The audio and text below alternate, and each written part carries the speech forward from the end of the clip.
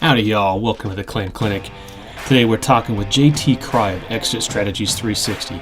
JT is a business broker specializing in the restoration industry. Today we're talking about the lessons he learned during the last recession and how today's restoration company owner can best capitalize on the current COVID-induced market conditions.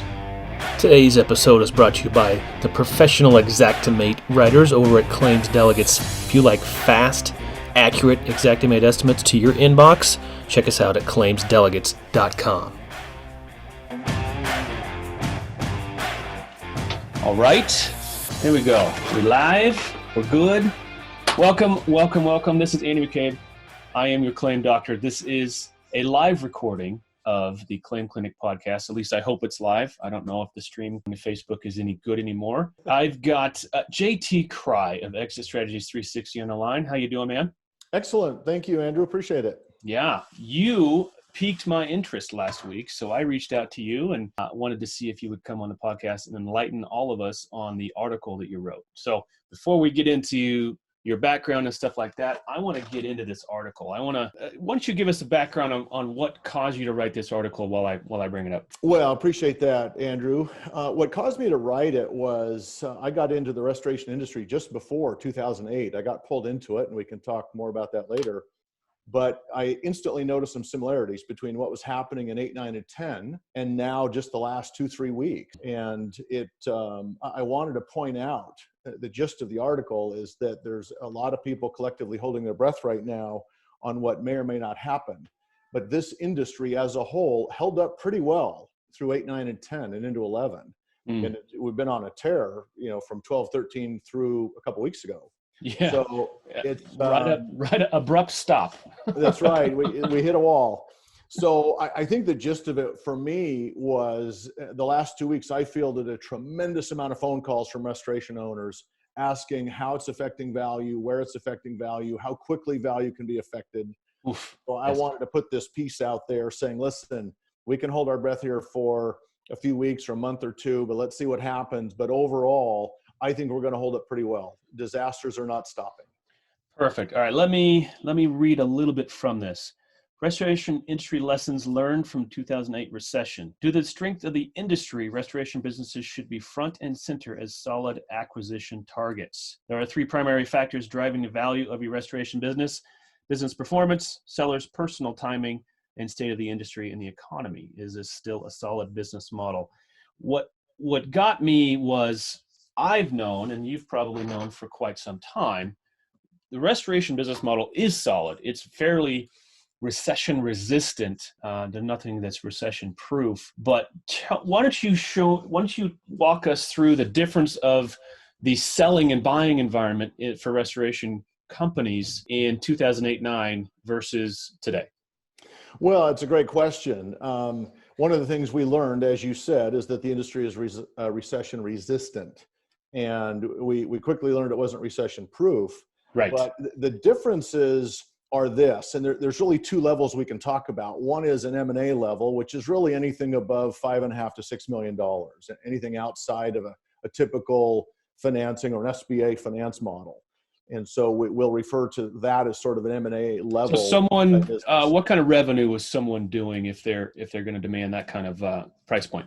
Well, there's a couple of numbers. There's revenue, but it has more to do with your profitability, or what we call adjusted earnings, that total financial benefit to a buyer, to a potential buyer. And so you've got to be in that $1.5 million up range to be in that category. Okay. Most restoration companies I work with are in the $300,000 to $500,000 range on up to $1 million, $1.2 million.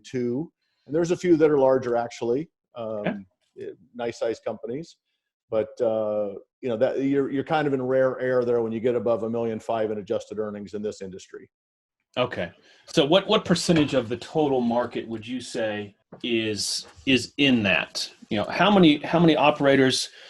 Well, I guess let me back up a little bit further. My best guess was there's 50,000 restoration contractors nationwide. Is that a high number or a low number? That's a high number. Yeah. Okay. The number I've always heard, Andrew, is 20 to 23,000, somewhere in that category.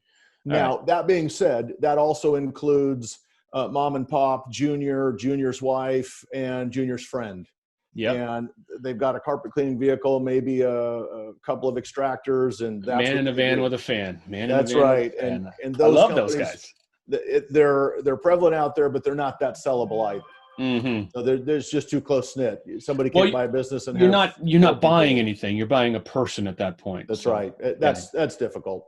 you're not buying a real business. So, That's right.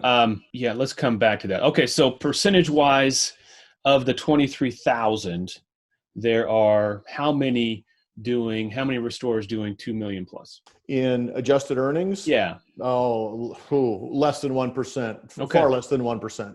Wow. Yeah. Okay. And I'm there's just really giving our audience something to aim for. So there's a yeah, lot of small guys out there, and I have a lot of them as clients. So that's why I'm asking. yeah. There's really three levels of business. There's the mom and pops that we just mentioned, Okay. and that probably makes up the bottom 20% of the industry. And then there's this middle chunk that's easy 80% of the industry. That's they're doing $1.5 million to $1.9 million. That $1.9 million to $2 million is essentially the cap. It's about as far as these guys can go without really sophisticated measures, and they need to learn how to duplicate themselves. And they're doing $1.6 million to $1.9 million in gross sales, and they're throwing off $400,000, $500,000, $600,000, and they're making a great living. So that's really the bulk of the industry right there, and they're the ones that get into trouble. They're the ones that bump up against the delegation and accountability structures when they try to expand and they just don't know how to duplicate themselves. Got it. Sorry about that. No worries. The cat was trapped in the room. This is truly post-COVID-19 scenario. I have a beautiful setup at my office, and this is obviously not that. It's all right. We're all in the same boat. Good. All right, let's keep going down through my list of stuff. Let's get back into your past experience. How did you get into restoration? What it was about this particular industry that kind of drew you in? Well, I think the industry found me as much as I found it, Andrew. Right. And I was a broker. I've been a broker since 2001. And by 2007, I had sold my 7th or 8th disaster restoration firm. And one of my clients said, listen, JT, no one has talked to us like you're talking to us. You understand the language. And that individual made a referral to the RIA to me. Okay. And that led to an invite to a conference. And since then, the initial RIA conference has led to DKI and DKC and Crawford's and Experience and several others. And that led to articles and national exposure. So now this industry is about 90% of what I work in nationwide. Right. Are we the quietest $300 billion industry that's Absolutely. It's no one's heard of us. Astonishing to me how many people don't know that this industry exists. So I've even gone so far as to say you don't know that it exists unless you've had damage of some sort. Right. And then you might not even realize that it's different than regular construction. That's right. It's right. Just fascinating. Yeah, I stumbled into this as well. I wasn't never meant to be a restorer. This industry has a way of finding people like us, I think. Okay, we've already talked about the paper a little bit. How did mergers and acquisitions perform in 08-09? What was that business selling environment? It's a loaded question, and so I'll hit it from a couple different angles. Sure. Initially, we'll talk just M&A in this industry. How's that? Sure. And initially, the big boys in the industry and some what we call PEGs, the private equity groups and capital groups, they started to take note of this industry in 4, 5, 6, and 7. And I've been touting this horn for a long time and trying to push this industry. And they took notice a little bit. Okay. The problem with what happened in 8, 9, and 10 is that a lot of these companies were sort of bottom feeding. They were looking for the 65-year-old who was tired, burnout. The industry was changing. They were looking for someone just to throw their hat in the ring and say, I'm done. Call it off. They were looking for low-hanging fruit. Absolutely. And they were getting it, quite frankly. Right. Yeah. There were guys that, as strong as the industry was in 2008, 9, and 10, there were guys that didn't make it. And so these individuals and owners kind of lost in the middle. They really wanted a life preserver, and they got it in the form of a private equity group. Okay. And so that was how it happened then, and it worked. What's different now, Andrew, is that everybody's more sophisticated. The owners have had to sharpen their pencils and pay more attention to their business. They've had to get the job costing softwares, really pay attention on a daily and weekly basis to their cash flow. Prior, let's back up a couple decades, and it really ended at 8, 9, and 10, is these guys were cutting pretty fat hogs and nice margins, and there was always money in the checkbook. And you didn't have to job cost. You didn't have to pay attention there was always decent money in the checkbook. So unless there was severe problems, no one really paid attention. Well, 8, 9, and 10 cured us of that disease. And, sure. And the software has really, really helped out. But those who chose not to pay attention to their business, they've continued to struggle, and everyone's had to sort of step it up a little bit, and it's really helped.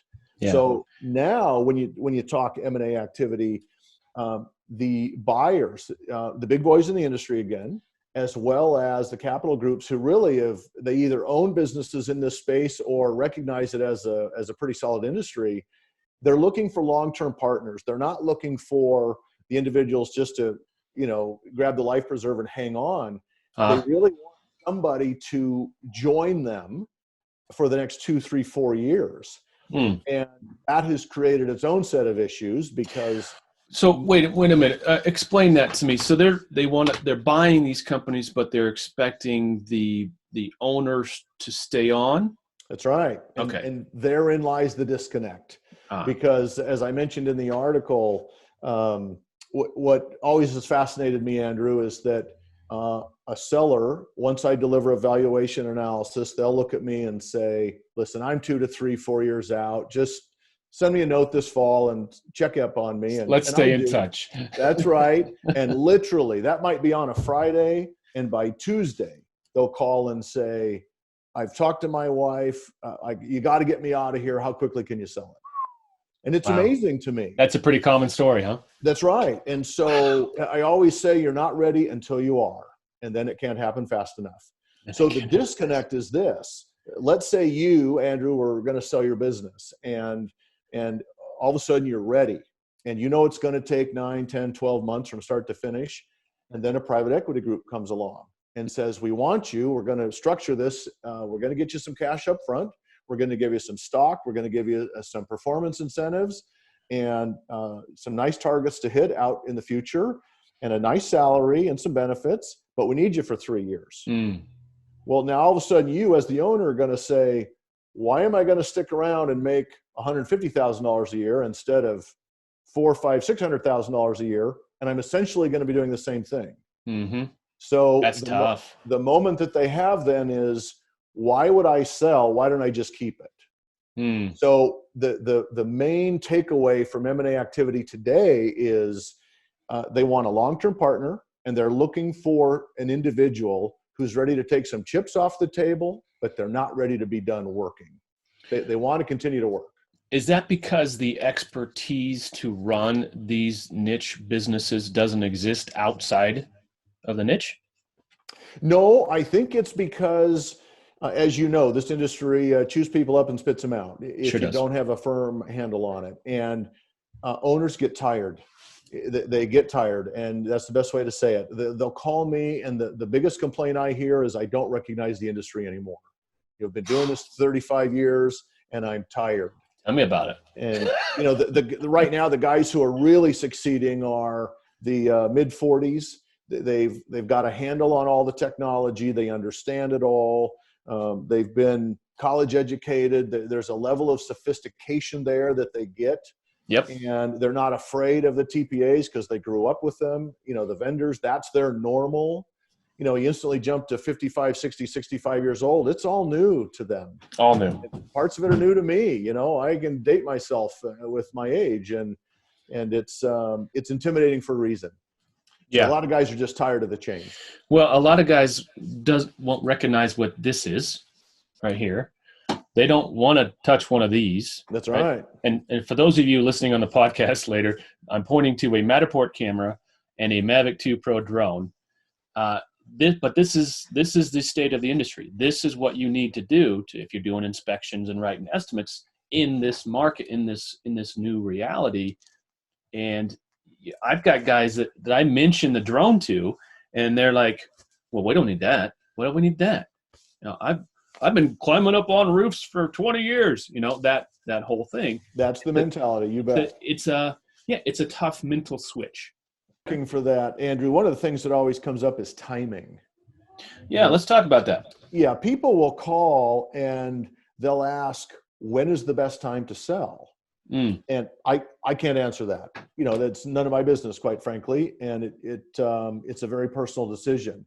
But the best way to explain it to people is that there's really three aspects of timing. And one is that, are you personally ready? As an owner and likely a husband and a father and are you ready to get rid of your baby? That's exactly right. And what I have found over the last 20 years is rarely is it a financial decision. Right. Many people in the industry have made decent money. This is not about putting an extra, $500,000, $1.5 in the bank or more. It's about, is my wife ready to have me home? Is she ready to retire? What am I going to be when I get home? Right. When I'm at work, I'm somebody. I've got this identity for sure. That's right. And it's an interesting dilemma they're in because, and the game, these guys at work, their opinion matters. They're the boss. The buck stops on their desk. Absolutely. And then they go home and they're told to mow the yard. It's kind of a humorous example, but it's true. Here's a real life example that drives the point home, Andrew.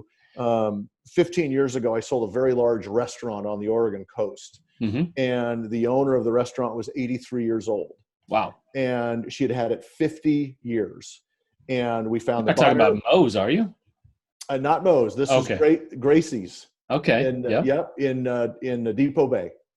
And she's just an angel of a woman and an icon. And 2 weeks before closing, she called me and she was sobbing. Wow. And she said, JT, I can't sell. And I said, Gracie, what's the problem? And she said, I don't know who I am without my business. That's legit. And that prompted an article that I wrote then, and I've since updated, called Without My Business, Who Am I? And it's a real scenario. And so I always tell people, you need to have a place to land. Right. If you're a little bit bored or you're a little bit frustrated, if you're a little bit confused or you want your margins to be a little better, you want a better quality of life, let's get some industry consultants in there. Yeah. If you're working 30 hours a week, not 60, would you keep it? Oh yeah. They say that'd be great. Well, then let's not throw out the cash cow. So at what point is it really more of a business model and business acumen versus, I'm not saying this correctly. I think there's a lot of folks out there that don't really know how to run a business, but they've been successful because they've been able to make the margins and whatever else. They've been air quotes successful because there's still, like you said, there's still money in the checkbook.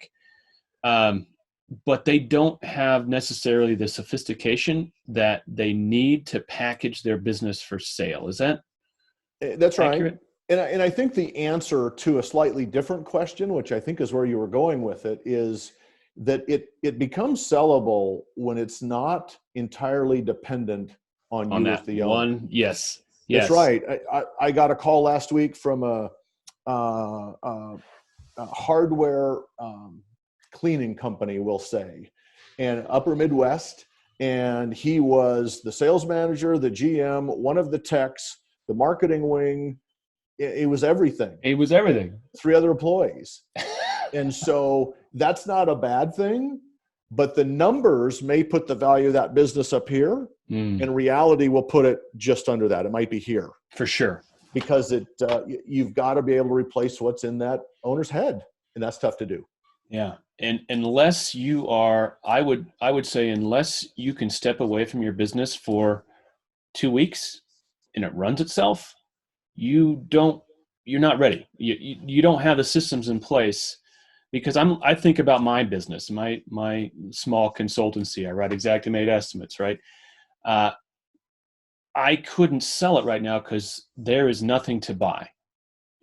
There's no real system. And when I leave, there's very little work that gets done until I come That's right. back. So until I hire myself or train myself, yeah, I don't have a business. I don't have anything that's, no one's That's gonna, right. I might be good looking, but no one wants to buy Andy McCabe. Well, I have, I'm in the same boat as well. I sold my last business in 1999 that had employees, and I vowed to myself I'd never have another employee again. There you And go. knock on wood, it's held true. So the downside to that is that I'm a one horse show, and I've got nothing to sell. Yeah. I have worked with companies that have 5 employees and it's got an absentee owner, Mm-hmm. and that's very sellable. On the other hand, right now, working with a company doing 16, 17 million a year, and the owners can't get away for more than a weekend. Uh, And that's a sad situation. that's tough. So do you So coach people through that, or do you bring in outside help to coach people through that? That they know what we just said. They know yes, intuitively we're not ready, but we want to be ready so bad. Do you coach people through that, or you bring in outside consultants? What does that look like? mostly the latter. Mostly the Okay. latter. I've owned and sold 5 companies in my life, but they've not been disaster restoration. So Mm-hmm. I am not an operations oriented Sure. individual to consult. And so many times this is about trust and delegation and accountability Mm. and culture. And although I can speak at a high level to those things, and I could refer books and I can point them in the right direction, there are some fantastic industry consultants out there that can step in and say, here's the issues, here's the team, here's what you've got to let go of, here's, you should be wearing 4 or 5 hats, not 18. Mm-hmm. And I have found industry consultants can get right to the heart of the matter very quickly. Very effective. You got anybody you can name drop for us? I won't. I've got Okay. several, Okay. but I've got. You don't want to show favoritism. I get That's it. right. And the reason I don't do that, Andrew, and I'll tell you, is there's obviously people in the industry who are very, very well established, and we know who they are. They've been around Mm. 30 years, and they've got teams of Yes. 8, 10, 12 people. And then there's individuals who have sold a company that had to fight their way through some things, and they might be a better fit Mm-hmm. for this individual scenario. So there's probably 5 or 6 that I refer on a pretty regular basis, and I try to match the individual and their experience to the specific problem. Yes. Because what I don't like is consultants who come in and sell a package of services for 3, 4, 5 years. And they want to cookie cutter it, and it's not really specific to the need. That's right. I want people to get in, fix it, monitor it for a bit, and then get out on a needed basis. Yeah. I know a guy that I won't drop his name either, but I will definitely, if anyone has questions out there, hit me up. If you're in Oregon, or I guess he consults across the country. He owned a big franchise. He did really well, and now he's doing really well, showing other people, replicating his success in other people's businesses. So Yeah, and I have referred that individual 4 or 5 clients now, and the yeah. feedback has been A++. Oh, he's phenomenal. So Yeah, he's an Oregon guy. So we'll just keep it at that. I think we're that's talking right. about the same guy. So good. What else? I'm surprised no one's asking any questions. Hey, y'all in the peanut gallery, open up that Q&A section and get some questions for us. Otherwise, we're going to run out of material real quick. Well, as we wait on a question, Andrew, let me come back to the timing. Yes, talk to us. There's this personal timing, which we just briefly talked about, and then there's business timing, because the worst case scenario is the individual is ready, and they call and say, "Listen, I'm ready to go. I want to retire." And then we take a look at their business, and it's not at all ready to sell. And I deliver a valuation and an analysis. The valuation is just the numbers. The analysis is essentially the preliminary due diligence on it that can tell you what's driving value, what's helping, what's hurting, what needs to be cleaned up, what a buyer's going to, a buyer and their lender might get some heartburn from. Okay. And so I present this to them, and it's a very educational piece. And they say, okay, I'm ready. And it's pointed out that the business may not be ready. And that is the worst combination. It doesn't mean that it's not sellable, but it's my job as an advisor to say, listen, right now you're worth 2.6 million, and here's why. Now, if we fixed a few things, just due to organic growth, and we fixed a few things, you might be worth 3.1 in another 18 months. Right. Would you like to go for that? What's that time worth to you? Yes. That's right. And there are people who say, no, it's not going to change my life. I'm ready to retire. And others will say, you know what, another 500,000-600,000 for another 18 to 24 months. I'll do that. Right. And that's okay. There's not a right or wrong answer. So if you envision two circles, you've got a personal circle and a business circle. When those two come together and they overlap, where they touch, that's where you get a great price for your business. And most people are, when they're ready, they want their business to be ready. Okay. And so my philosophy is, let's get the business ready. Let's get it profitable. Let's get it cleaned up. Let's get a consultant involved. And then anytime you're ready to go, you can move your circle and touch the business circle. So now we're good. But without the business being ready, you're at the mercy of your own decision and timing. And what people don't realize is that when they're ready, it's always a future problem until they're ready. And then it's too late. And so once the business is ready, now we're just waiting for you to sort of join the party. And whether that's 6 months or 6 years, it's okay. And where that's really come to light the last 2-3 years is all the consolidation. I receive dozens of phone calls every year saying, Paul Davis just called, Interstate just called, my competitor just called. They wanted to make me an offer. They want to see if I'm interested in selling. What do I do? And it's happened so often right now. It's driven a new service that I offer where I help people get ready to sell, and they're not on the market. They're not for sale. They're just prepared to sell. Right. And it's been nice that it gives them the peace of mind that they're ready to go, and they don't have to react to every phone call that comes in. What kind of changes does someone need to anticipate having to put into place? What is the general metamorphosis from, hey, I just got an offer, I wasn't thinking about selling, now I am, to I'm ready to sell? Well, it's a great question. And there's sort of a germination period in there. Most time, Andrew, the sellers will get 2 or 3 phone calls over a year-long, 2-year-long period. And then it plants that seed. You better believe it. And they've talked to their spouse. They've talked to maybe a wealth advisor or an estate planner, and they're just waiting for the right one.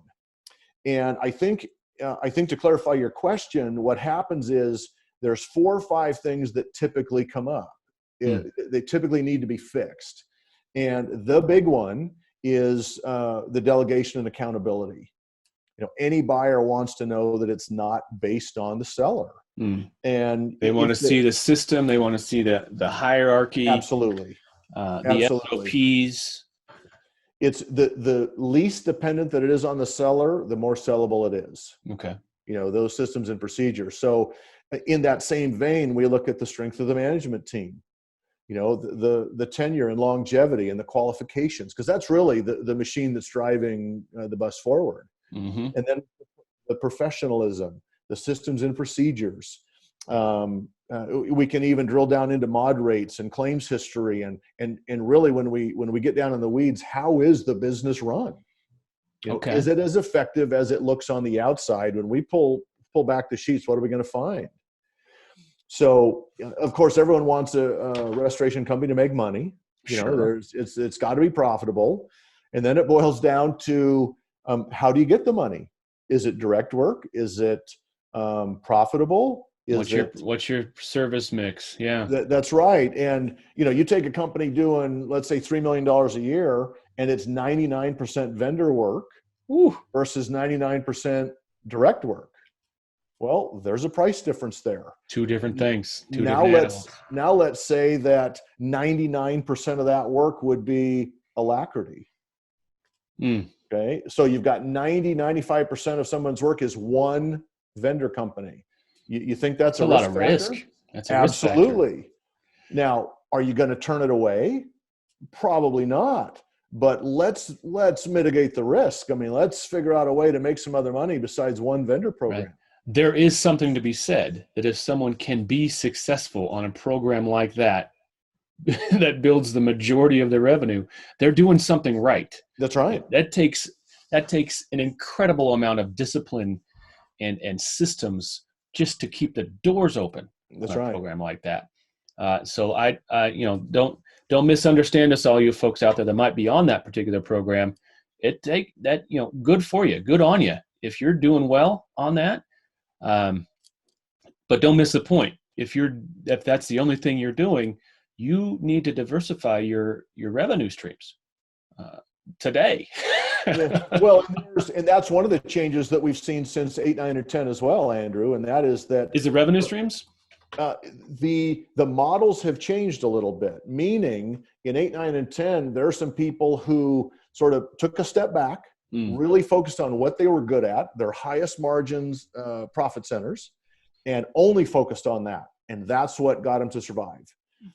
There are people now who are saying, I want to look at more program work.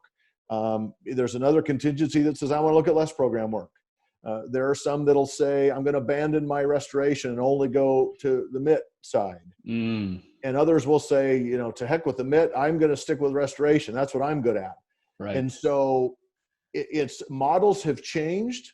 You have to go into survival mode, but it doesn't mean that there's going to be a collapse. It doesn't mean that we can't take a step in the right direction. It just means that you've got to stay open and creative to keep making money. Let's get your opinion on two different models. All right. Sure. The one you just mentioned, it's program heavy.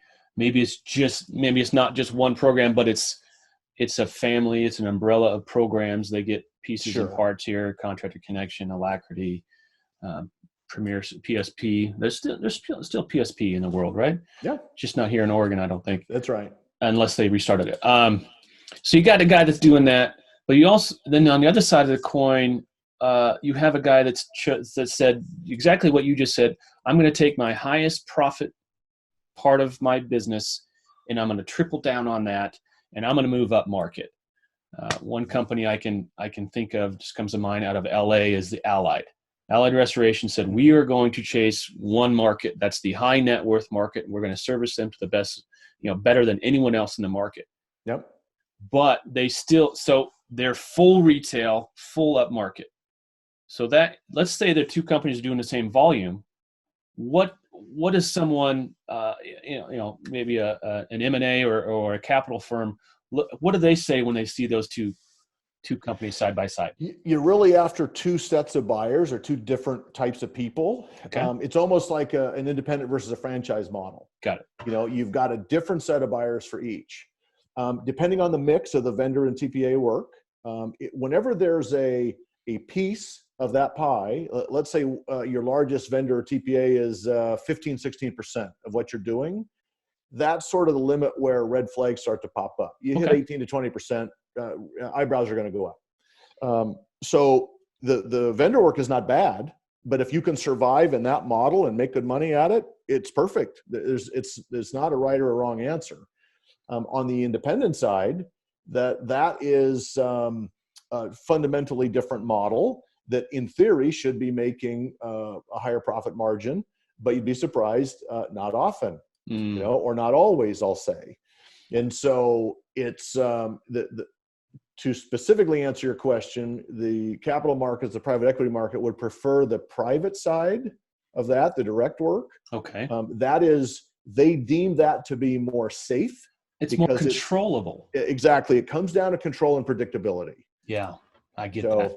Yep. I get that 110%. And I've known several guys that have decided, hey, we're going to get out of this program stuff, and we might do.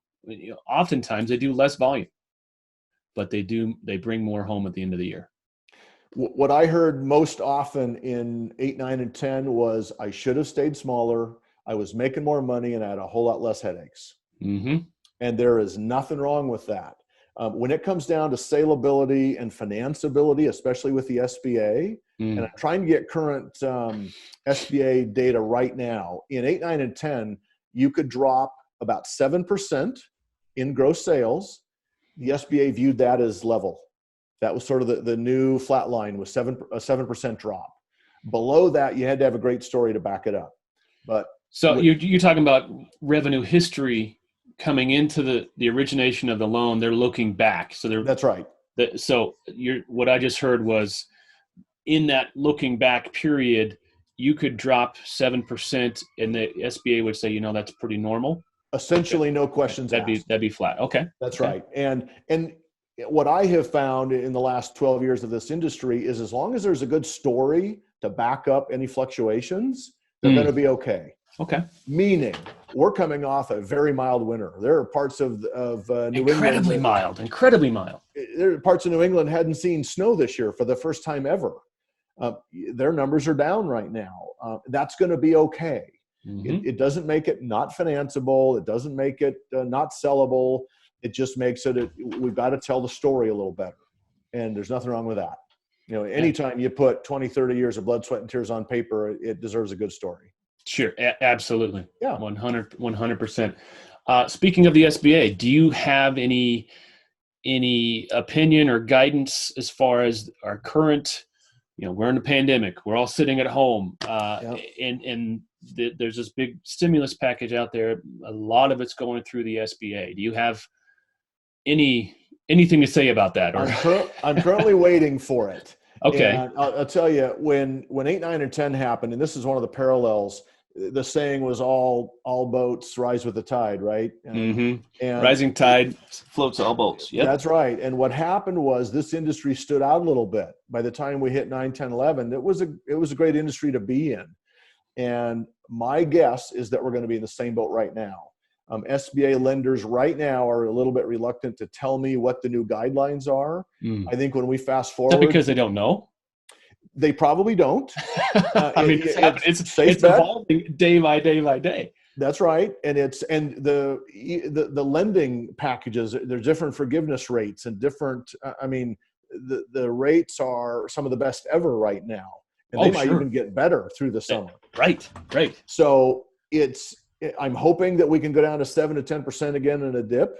That has never been a big issue with the restoration companies. We know year over year, there's some pretty significant fluctuations. Sure. But I think we've got to get at least a couple quarters under our belt to be able to present to the SBA and say, this is what it's done to the industry. This is what it did to ABC Restoration Company. Okay. So on the backside of COVID, on the backside of all the lockdown, you're saying the SBA is going to need to see a few months after the dust settles to figure out what the trajectory is? I won't put words in their mouth, but yes, that's my assumption. When we get to like the end of May and see what March, April, May numbers did, let's say end of Q2 in June, we'll be golden. We will know how it affected your business. Okay.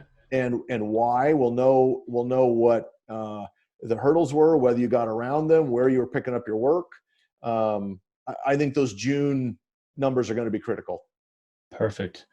Well, there is some light at the end of this tunnel. I saw, at least in our state, the number of infections has seemed to peak.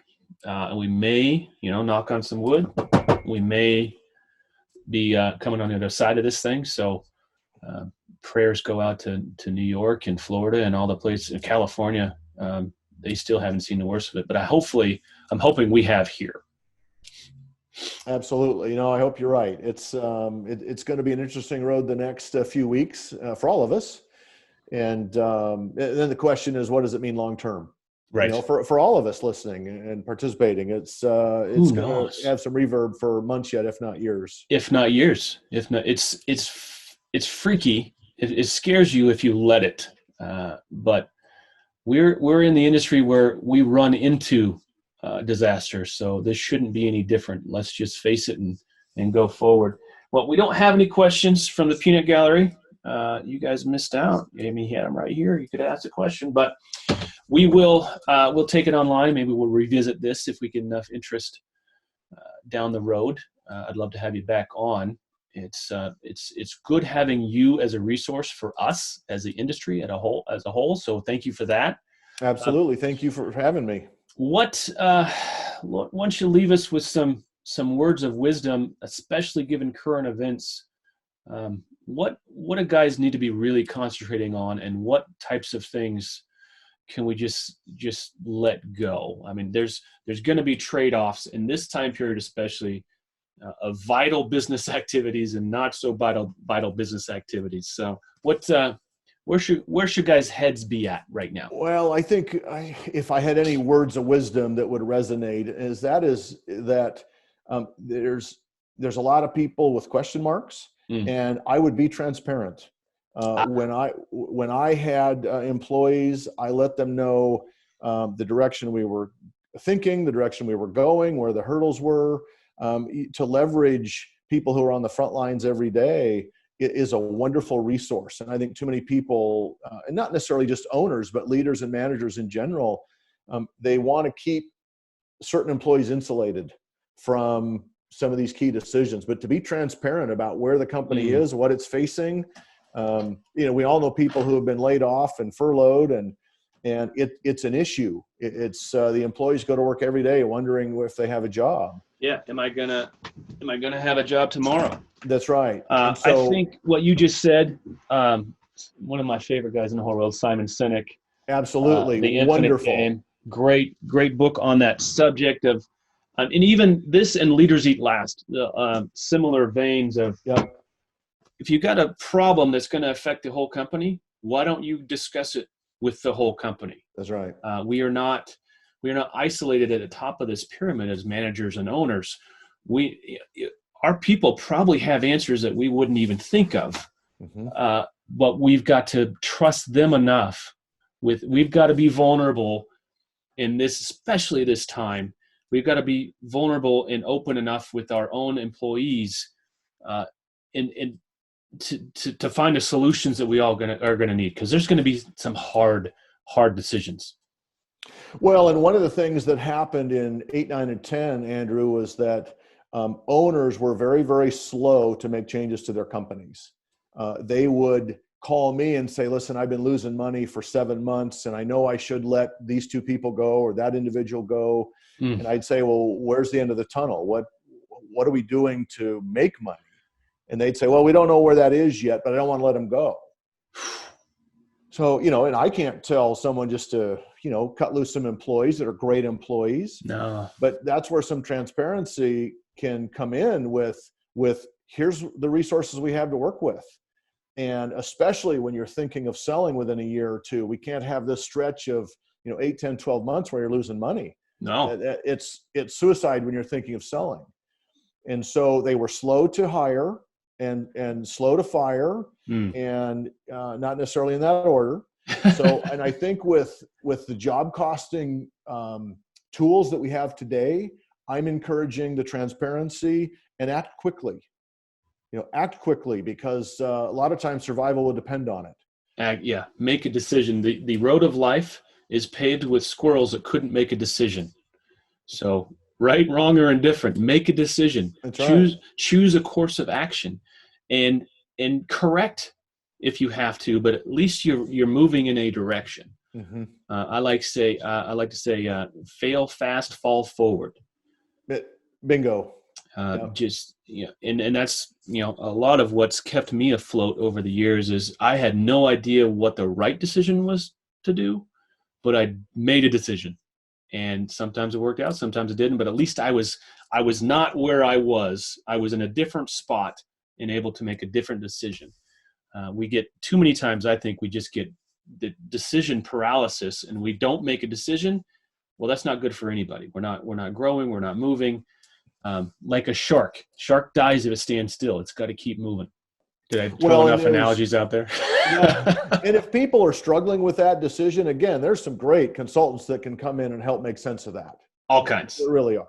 All kinds. But you a lot of talent out there. Get what you pay for. You mentioned job costing software. I know we were about to go, but interesting. What tools are there available now for job costing and things like that?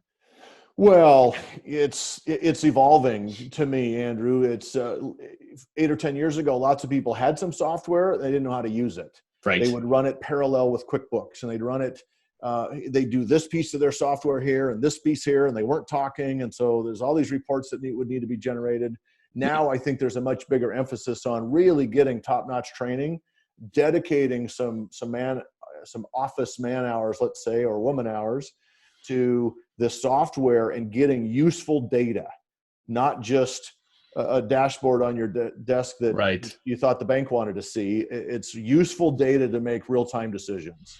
Are there packages out there? Are there software companies that are focusing on this? Are they big accounting software stuff or all over the map? Well, we know that there's several industry packages out there. Okay. And it boils down to, can you take the time to learn how to use them? Got it. It's, I've asked, this will floor you, Andrew. I've asked people who do $1.2 million, $1.5 million a year, and I ask them for their P&Ls and balance sheets.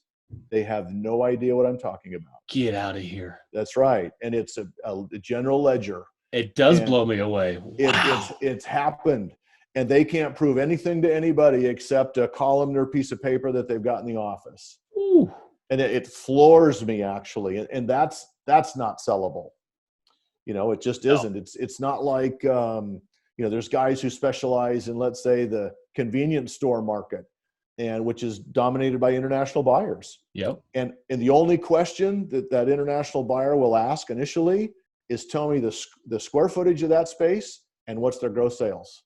Gross sales per square foot. That's all they want to know, because they know exactly what the margins are for the JoJo's in the by the front counter, and the cigarettes and the deli, and they know exactly where they should be on the bottom line. I love me some JoJo's. And we're not quite there yet in that industry. No, we're not.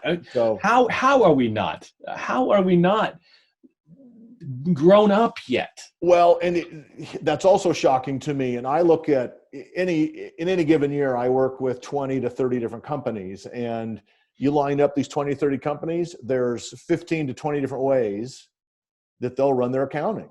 Wow. And the adjustments that they make, both on the P&L, and then by the time it gets to the balance sheet, how are they accounting for WIP? What are the overhead recovery adjustments on a P&L? That's been a big one the last few years. And so it's amazing to me. There's so many methods on how to track these jobs and the adjustments that are made. So I give it the next 3 to 5 years. I hope that we're primarily all on the same page. Got it. Well, there's something to be said about working the system. I sat down with, at the time, the largest ServPro franchisee, I think in the country, or at least on the West Coast. I was in Phoenix. And I said, well, how do you get this big? How do you get this successful? And the owner pointed behind her on this bookshelf, and it was all the franchise documents, all the SOPs. She said, that's why we're so successful. Yeah. When we get away from that, when we get away from our SOPs, we fail. That's why people fail. They don't follow the rules they have set, or they don't have any rules set to begin with. That's right. Start out with. So choose a system. Once again, make a choice, choose a system, but then buy into the system. Use it. There's tons of guys that pay for Xactimate that don't know how to use a program. They feel like you just needed to have Xactimate. Well, it does you no good. It's like buying a Lamborghini that sits in the garage. Why you own a Lamborghini if you can't drive it? That's right. Well, and so many this happens in the industry. Guys will pick up a package or a software. They'll implement something new, but they don't have time to dedicate to it. Right. And then oddly enough, it fails. And then it's the system's fault. Yeah, so right. We tried that step, software package. It was crap. Well, how much time did you spend on it? None. Yeah. So, another word of advice would be to dedicate some time, give it a chance. Perfect. All right, JT, you've been awesome. I appreciate you being here. I appreciate you being a resource to this industry. We will link up whatever you want us to link up. I'm going to have some questions for you once we get offline. Perfect. Thank you. Package this. This will be live on, live. It'll be recorded on iTunes. So look up the Claim Clinic. There's also the claim.clinic is the website. What is your website and how can people get a hold of you, JT? Its website is exitstrategies360.com. And the email address is info@exitstrategies360. That's 100% confidential to me. Everything I do is 100% confidential with respect to communication. I only use cell phones. And any questions of me, holler. It's simply a conversation between the two of us, and it starts and stops on my desk. Perfect. Thanks, man. It's been great having you, and take care. All right. Thank you, Andrew. All the best.